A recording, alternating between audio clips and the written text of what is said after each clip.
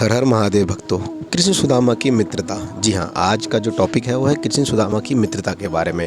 हालांकि आप सभी और मैं भी कृष्ण सुदामा की मित्रता के बारे में बहुत कुछ जानते हैं और पढ़ा भी है, परंतु आज मैं सिर्फ बात करने जा रहा हूँ सुदामा जी के बारे में। सुदामा जी के बारे में एक ऐसी घटना और ऐसी बात के बारे में आपको बताना चाह रहा हूँ जिसके कारण वो निर्धन थे।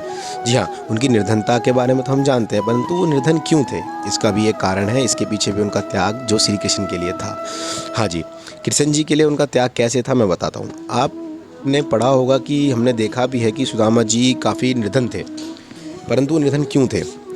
हुआ ये था कि जिस वक्त की मैं बात कर रहा हूँ ये वो वक्त है जब गुरुकुल में श्री कृष्ण और सुदामा जी शिक्षा ग्रहण किया करते थे।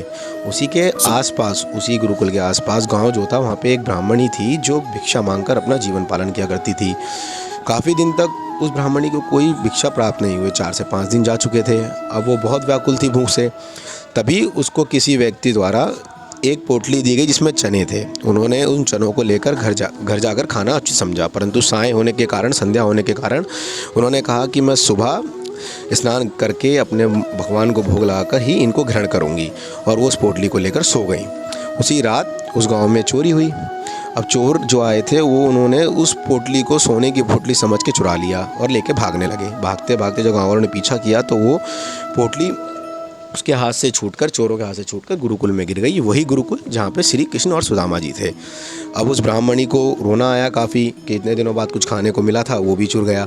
तो उसने रोते रोते श्राप दिया कि जो भी इस पोटली में से इस सामग्री का भोग करेगा, सेवन करेगा, वो हमेशा के लिए निर्धन हो जाएगा और दरिद्र हो जाएगा। अब बात आती है अगली सुबह की।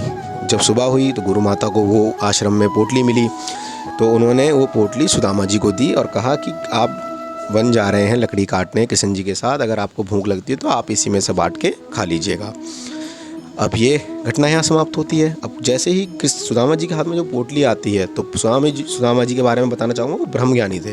ब्रह्मज्ञानी यानी कि उन्हें पहले ही ज्ञान था कि क्या चीज़ होने वाली है। जैसे उन्होंने चने की पोटली को खोला तो उन्होंने सब कथा का वर्णन जान लिया कि यदि अगर इस पोटली में से कृष्ण जी एक दाना भी ग्रहण करते हैं तो पूरी सृष्टि और वो खुद निर्धन हो जाएंगे, जैसा कि वो होने नहीं देते। तो सुदामा जी ने क्या किया, रात्रि होने के पश्चात जब जंगल से लकड़ी काट रहे थे तो कृष्ण जी को उन्होंने कहा कि वो पोटली में से सारे चने गीली होने के कारण नीचे कीचड़ में गिर के ख़राब हो गए हैं, जबकि वो सारे चने सुदामा जी ने ग्रहण कर लिए थे। इसी कारणवश वो निर्धन रहे। परंतु हमारे कृष्ण जी ने भी आगे आगे समय में उनकी निर्धनता को दूर किया, परंतु सुदामा जी ने अपना जीवन निर्धनता में काटा। किस कारण?